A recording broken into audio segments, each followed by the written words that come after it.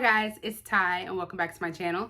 So today I am going to be doing another recent reads, and all these books that I'm going to be talking about are recent releases that came out this year, and some of these are anticipated releases that I had on my list for this year. And I have a mix of genres, so I have some mystery thriller, some horror, some adult fantasy, some romance, some general fiction. So I have a lot going on and I have a mix of ratings. So I will start with my lowest rated, work my way up to my highest rated. So we will go ahead and get started. So we will be starting with one of my most anticipated reads, and this is The Book of Night by Holly Black. And this is, I think, her first adult fantasy book. So she wrote the Cruel Prince series, which I want to read, and I have the books, but I just haven't gotten to it yet. So I was really excited to get to this. What intrigued me about this book was the magic system, which was supposed to revolve around like people's shadows.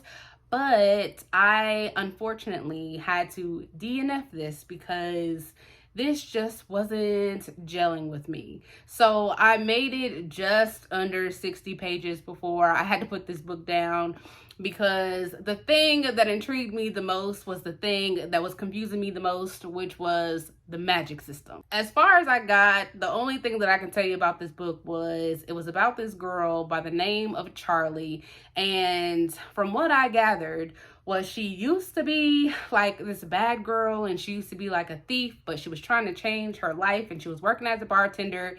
And one night on her way home, she saw this dead person in the middle of the street, and she was, or I don't even know if it was in the middle of the street, the side of the street, on the sidewalk, something like that.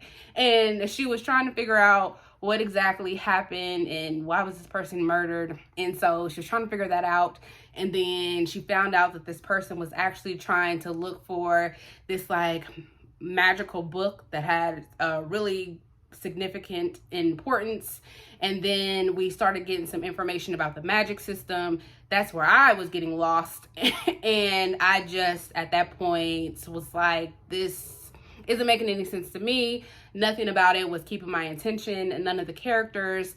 By this point, the only characters that I was really getting introduced to was like her sister, her boyfriend, and like some really important guy she was like working for. But yeah, none of that was like keeping my attention. Now, to be fair, by the time I put this down, I was also just hitting my reading slump, so that might have had something to do with it. But I also haven't really been seeing a lot of good reviews for this, so I don't know if it's like a combination of stuff. But I do plan on holding on to this for a little bit, because maybe I will try to pick it up at a later time and see if maybe I can push through it. But if you guys have actually read it and enjoyed it, can you let me know and actually tell me what it is that you enjoyed about it? Maybe I just didn't stick with it long enough. I don't know. But this was one that I really had high hopes for, and I'm really sad that I just couldn't force myself to do it. But yeah, I had to DNF this one. So then the next one that I have is Like a Sister by Kellye Garrett, and this is an adult mystery thriller novel, and this one follows our main character by the name of Lena. She lives in New York. Well, Lena gets this call, and she is told that her half-sister Desiree has been found in a New York park dead, and Lena takes it upon herself to try and figure out what actually happened and why her sister was found dead. And we learn that in the past few years, her and her sister have not really been getting along, and they haven't spoken, I believe, like in the past 2 years. It is revealed that the night that Desiree was found dead, she was actually on her way to Lena's apartment, which is really surprising because they haven't spoken in so long. So that's really shocking to Lena. And we also learn that Desiree is a really popular reality star, and she has been using drugs. And so the police had tried to like just write this off as a overdose, and Lena is really adamant that this is probably not just an accidental overdose. Even though she knows her sister has been using drugs, she just does not believe that her sister would have overdosed. And so we are just following Lena as she is trying to figure out exactly what happened to her sister. I ended up rating this one a 2 stars. The one thing that I will say that I really enjoyed about this book was the family dynamics. We learned about Lena and Desiree's relationship through flashbacks.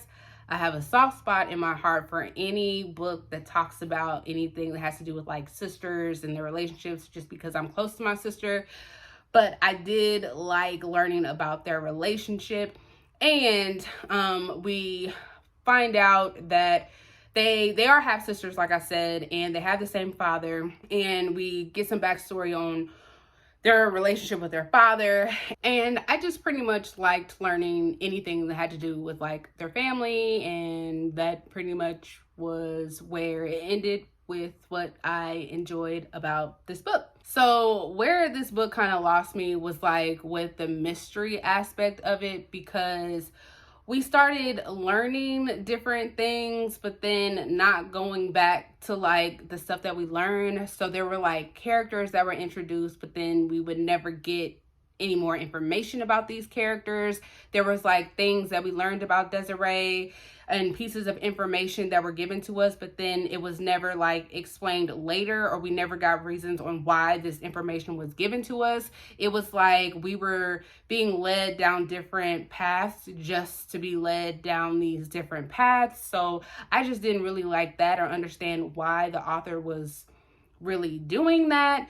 I didn't really care too much for the ending, because I don't like mystery thrillers where I feel like the ending is just, 1, too convenient, and 2, everything is just wrapped up too neatly.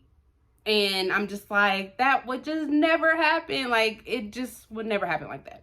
And so, and then we also got these like chapters where they were supposed to be like, I guess Desiree's like Instagram posts, which I didn't really understand why we got those. I don't know if they were supposed to kind of dictate like where she was at certain points. I don't know, but every time we got them, it just kind of like took me out of the story, because I don't really feel like they added anything significant to the story overall. So I just don't understand what purpose they served. So, I mean, like I said, I gave this a 2 stars.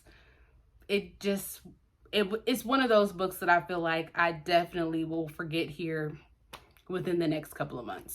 So next up we have Black Girls Must Be Magic by Jayne Allen, and this is the second book in the trilogy for Black Girls Must Die Exhausted. And that first book I ended up giving a 5 stars because I absolutely loved it. Unfortunately for this one, I ended up giving it a 3 stars. And I don't want to like spoil the things that happened in that first book, because I have to say you have to read that first book because I absolutely loved it. So in this one, we are just continuing to follow Tabitha after the events of the first one, and she is continuing to just go ahead about her day-to-day life. She is encountering some more issues at her job. She's also trying to help out her friends through their issues. One of her friends is going through some more marital issues. One of her other friends is dealing with the aftermath of a horrific incident they went through in the first book. She's also dealing with her on again, off again relationship with her butthole of a boyfriend, Mark. We are just basically watching Tabitha as she is trying to come into her own. The one thing that I will say that I really loved about this one and about Tabitha as a character is that Tabitha is really finding herself and learning what it means to find self-worth and self-acceptance, and really not focusing on what others think about you, and just living your life and living in your truth. So I really liked that about this book. What I didn't like about this is that it just didn't feel like it had the same spark as that first book. And in my honest opinion, I just don't really think that this needed to be like a trilogy, because from my understanding it's supposed to be a trilogy, and I don't think it needs to be that. Everything that happened in this one honestly could have been like summed up in like an epilogue at the end of the of the end of that first book. This kind of just felt like I had that second book syndrome where this author like kind of touched on a lot of stuff, and maybe everything will be like cleared up in that third book, because a lot of the stuff that she touched on, I just wanted her to like elaborate. This book was under 300 pages and I wanted her to keep going with everything that she like touched on, and she didn't. So I hope that she's just setting up a lot of stuff for this third book and we will get a lot more information, because if not, I will definitely not be happy. But this one was just fine. It still had some things that she talked about was great. I know there was a situation at her job where after something had happened in the first book, she decided that she wanted to go natural. That was an issue for her job. And that was a great topic, because that is some things that, you know, Black women go through. Their hair. I don't know why hair is such a big topic, but it is, and that is something that Tabitha is going through. So that was good to see, a good conversation. But there were some other things in here that would have been good conversation if it would just have been elaborated on, and it wasn't. So again, I hope it is touched on more in the third book, and it is, you know, we can get just a little bit more. So again, I just gave this one a 3 stars, and I'm hoping that that final book will give me what I'm wanting. So then I have Book Lovers by Emily Henry, and this is supposed to be an adult romance.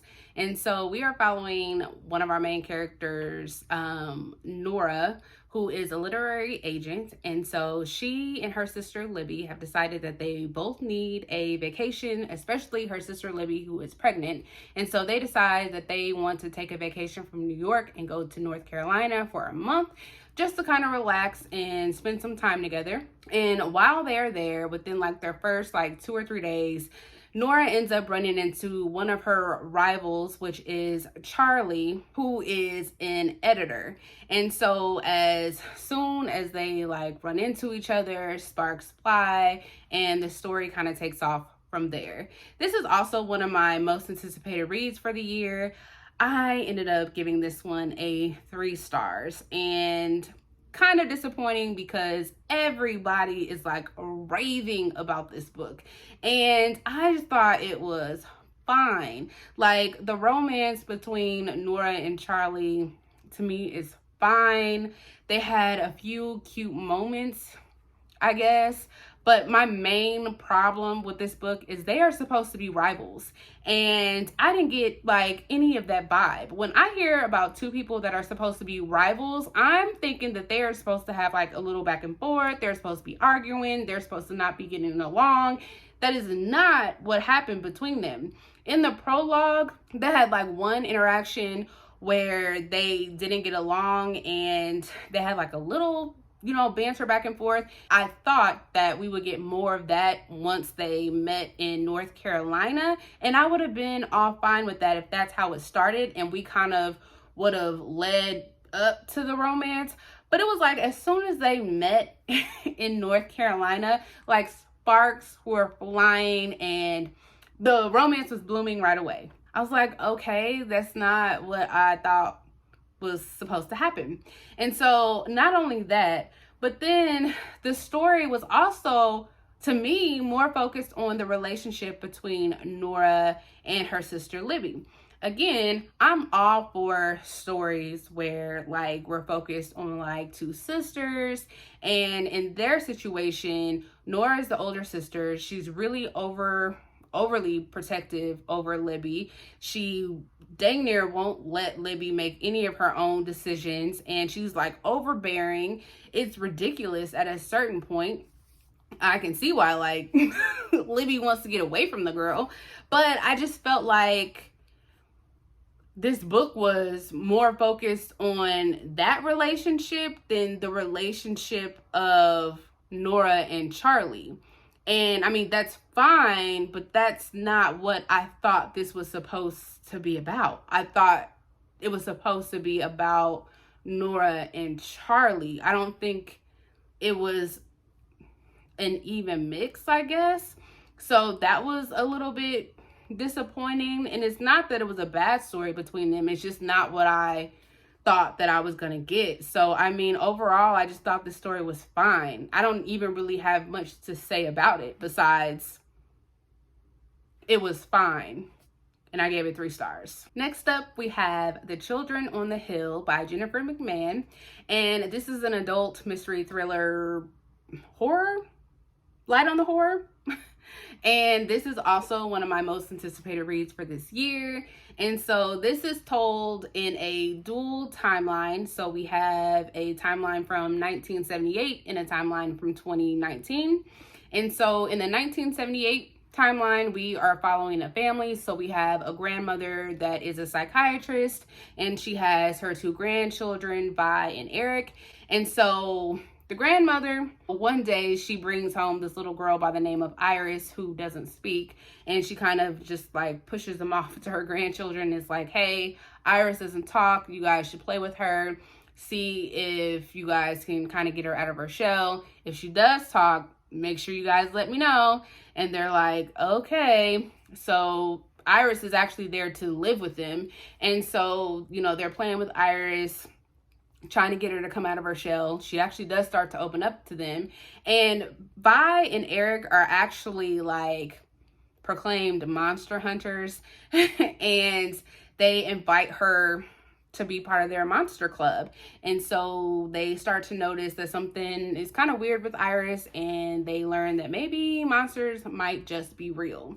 And so in the 2019 timeline, we are following this woman by the name of Lizzie, and she actually has her own podcast called Monsters Among Us. And she goes around and she follows like these urban legends where people have claimed that they have spotted like actual monsters, and she goes out and she does like her own investigations, and then she goes on her podcast and she talks about it.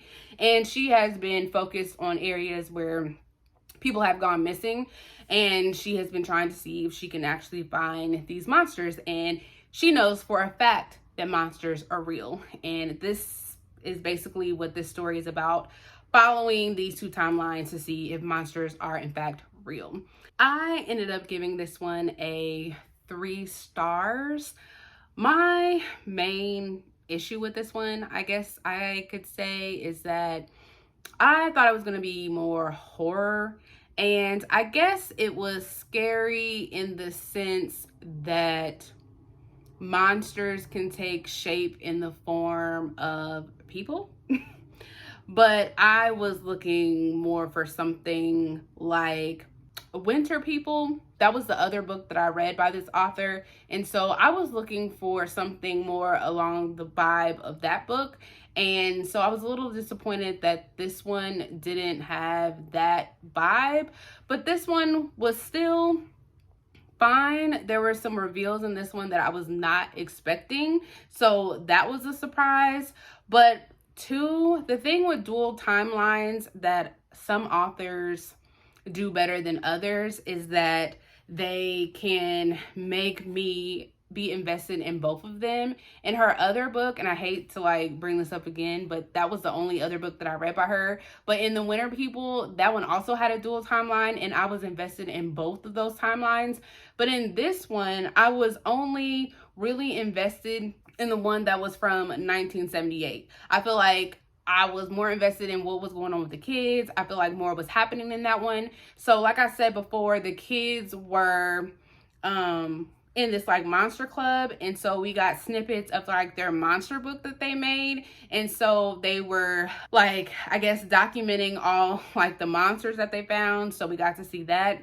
And then we got articles of what was actually going on at this psychiatric hospital that their grandmother was working at. And so that was interesting to see. Nothing really all that interesting was happening in the 2019 timeline, and you can kind of predict what exactly what's going on in that timeline. So I was just more interested in what was going on in the 1978 timeline, and the reveals that were going on in that one wasn't as predictable, and they were more surprising. So overall, I just thought that this one was fine. I just think that I didn't have the right expectations going into this one like I should have. So then the next one that I have is Sundial by Catriona Ward, and this one is an adult mystery thriller novel. This one is an odd book. Even after finishing it, I still think it was an odd book.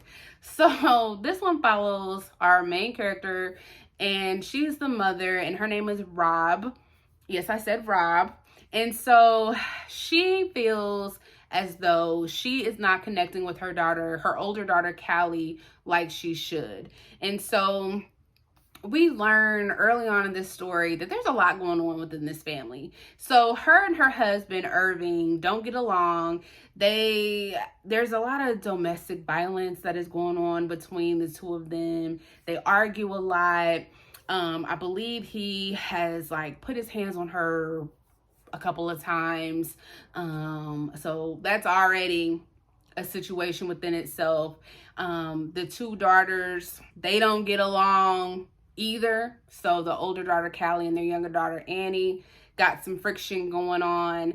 And then it seems like the vibe that I got was the mother gets along better with the younger daughter, Annie, and then the father gets along better with the older daughter, Kellye. And it's a mess, like, within this family. One day, the younger daughter, Annie, gets sick, really sick, and the mother, Rob, suspects that Kellye had did something to Annie. And she goes into Kellye's room and tries to see if she can find some evidence of her making this girl sick. And she comes across some bones, some animal bones, that really makes her unsettled. And she thinks that it's best that she takes Kellye out of the home so that she doesn't do any further harm to Annie. And she thinks it might be a good idea so that her and Kellye can kind of connect with each other and maybe work on their relationship. So she decides that she's going to take Kellye to her home in her like ranch home in Sundial where she grew up, and that's where they go. Then this book flips back to the past, to Rob's past, and we learn that Rob is a twin, and we learn what life was like for her and her twin sister on Sundial. And we learn what their life was like on Sundial, how that is actually affecting her now, and how that is affecting her family now. And so this book took a turn. It took a weird turn, and then it all came together at a certain point and started to make sense. And then there was a reveal at the end that kind of like brought everything together, and it was just weird. It was odd. It was one of those books to where I could see why like some people would DNF this. I almost DNF this myself because I was like, what is going on? But it's also one of those books that I feel like if you stick with it, it'll make sense in the end. I mean, the story, it makes sense in the end, but it still don't make sense. Does that make sense? Probably not. But it'll make sense, I swear. But while I was reading this, it made me think of a very specific movie. Like the movie was just playing in my head the entire time I was reading this book. And I don't want it to be like spoilery, but it's probably spoilery, but I'm gonna insert a picture of like the movie right here.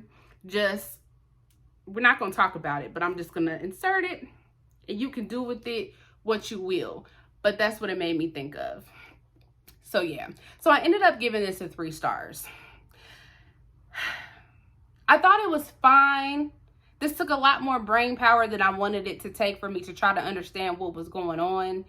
And once I got to the end, I was like, oh, okay, I get it. But it took too much to get there. I wanted this to be more so like The Push that I read. Or I didn't like the book Baby Teeth, but I thought it was going to be more along the lines of that, where we had like this sinister child. And we were just trying to figure out, why they weren't connecting, which we kind of got that, but not really got that. Like, that's what I thought this was going to be. And that's what I wanted when I picked this up. But yeah, no. And then we got some weird chapters because this mother was supposed to be a writer. And so she was in the middle of like writing these stories. And those chapters were called Arrowwood, but they served absolutely no purpose to this story, or at least none that I could pick up on. If you've read this and you can explain to me why those chapters were included, please do. But otherwise, I don't understand. And every time it got to those chapters, it kept pulling me out of the story, because I was like, why are we getting these? Like, it doesn't make any sense. You're confusing me even more than I'm already confused. So I just didn't understand. I probably would have rated this higher had it not been for those chapters, and had it not taken so long for everything to come together, because I'm okay with like stories that are weird and kind of like out there, because that's exactly what this was. But when I feel like I get to the end and be like, what? Sometimes, because even though it made sense and it clicked and I was like, okay, I'm still kind of like, I think I understood what happened, but somebody could probably convince me otherwise. So it was fine. I would say if you're reading this and you DNF it, I understand. But if you can push through and get through the end and see if it makes sense to you, see if you can push through. I mean, it was fine. So then the next book I have here is Nettle and Bone by T.Kingfisher, and this is an adult fantasy. And so this follows our main character by the name of Mara, who lives in this kingdom, and she's the third born, and the sister before her is actually married off to this prince, while Mara has been sent to a convent. Fun. And she finds out while she's at the convent that her sister has been abused by the prince. And she's like devastated to learn this, and she now wants to try and figure out how to help her sister. And so she ends up going to this woman that is considered a dust wife. And the dust wife is like, I'll help you, but you have to complete 3 tasks in order for me to do so. And so Mara completes her 3 tasks. Her and the dust wife journeys out to this kingdom so that they can try to help her sister. But on the way, they end up picking up some stragglers, and the story kind of turns into like this adventure story to try and save Mara's sister. So this book starts off very dark and heavy with learning about the domestic violence that her sister is going through. It talks a lot about all of these miscarriages that her sister is experiencing, and it is not for the faint of heart. And if any of that is triggering for you, go into this knowing at least that much. But even though it starts off really dark, it ends really lighthearted. And I really enjoyed like all of the characters that we got in here, because it turned into a really fun time, in my opinion. I liked Mara. I liked the dust wife. They ended up picking up this guy that used to be a knight. They got a godmother. Mara had to make a dog out of bones. The dust wife had this chicken that had a demon inside of it.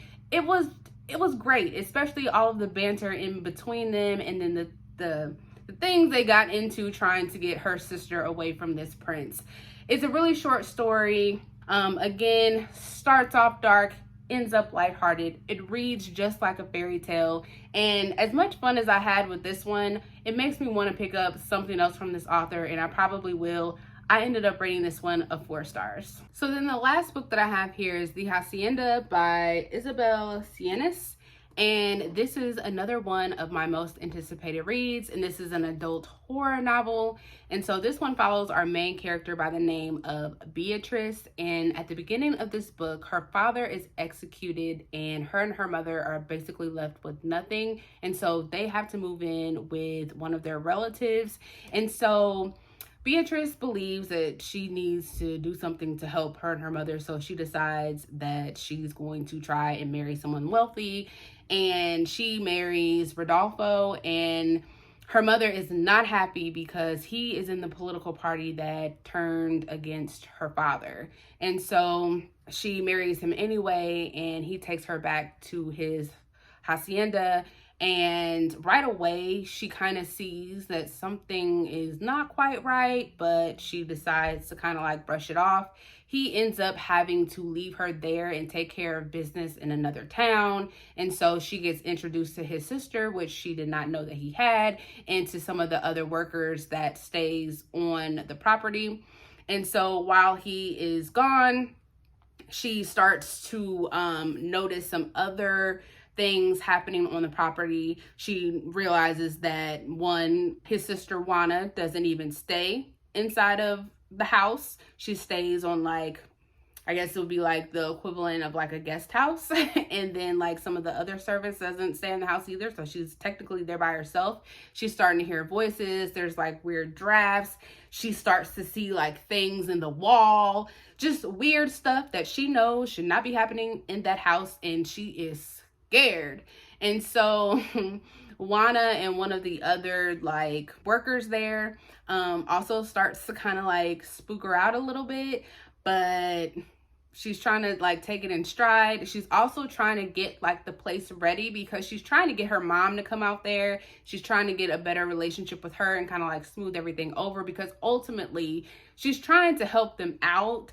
She doesn't necessarily hate Rodolfo, but she was trying to do the right thing and kind of marry somebody that has status so that her and her mother will have status as well, since they were left with nothing. But I say all that to say she's trying to be helpful. So we're also getting some flashback chapters from this man by the name of Andres, who is also part of like some of the servants that work there. He's part of their family that we eventually find out. And through his flashback chapters, we are learning kind of what actually took place at this house and why it might be haunted and why there are spirits there. And so she eventually decides that she wants to have someone come and bless this house because something is not right.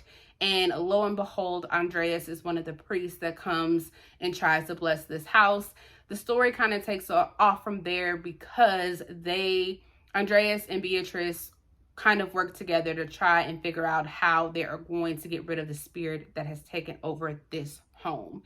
And I thoroughly enjoyed this book. It is definitely getting compared to Mexican Gothic, which I can definitely see why. I have read Mexican Gothic. I enjoyed Mexican Gothic. I gave that one a 4 stars when I read it last year. I am giving this one a 5 stars because I enjoyed this story overall so much more than I enjoyed that one.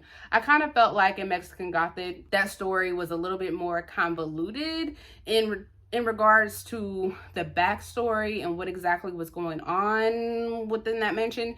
I just feel like in this one, I just enjoyed the backstory. Everything that was happening made more sense, and it wasn't so hard to piece together what was going on. And I actually kind of figured out what was going on before everything was like revealed, and I wasn't mad about it, but I just enjoyed the story. There were a few slower moments, and I've read some other people's reviews where they say that the book is kind of slow, but I don't think it was slow to the point that it brought down my enjoyment. I feel like those slower moments were slow at the right time. So I felt the pacing was fine. I just really enjoyed this. In the horror moments, I really enjoyed. I did listen to this on audiobook, and I feel like if you are going to pick this up, I would definitely recommend this on audio. It was definitely creepy. And the person that narrated this, because it was 2 narrators, I feel like they did a really good job for this. I just really, really, really enjoyed this overall. Now, the character of Beatrice is better than me because she had all the signs right in front of her face to not stay in that house. I don't care what you're trying to do, who you're trying to help. I would not have been in there because I would have been out. She had too many signs. As soon as I would have found out that his sister was not even staying in that house, I would have been out. As soon as she would have saw that dead rat, because the very first thing when she walked into that house, she saw a dead rat on that floor, and the sister said, "Oh, we have cats in here," and she didn't see no cat. She hadn't seen not one cat. I would have been out of there. As soon as I heard voices, I would have been out of there. When will these people learn in these creepy houses that you don't stay and try to figure it out? You leave. Even if you're going to call somebody to help figure it out, let them figure it out and you leave. I don't understand. It would have been a real short book with me in it. So I still really enjoyed this one. I would highly recommend you guys pick this up if you haven't already, or if you are hesitant, or if you feel like, well, if it's just like Mexican Gothic, why do I need to read it? Read it. It's really good. Definitely deserved 5 stars. Well, that is all that I have for you guys, and I will see you guys next time. Bye.